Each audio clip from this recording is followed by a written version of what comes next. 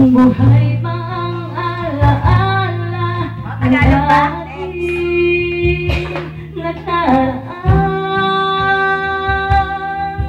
Ang pagmamahal at panahon alay pa rin sa kanya.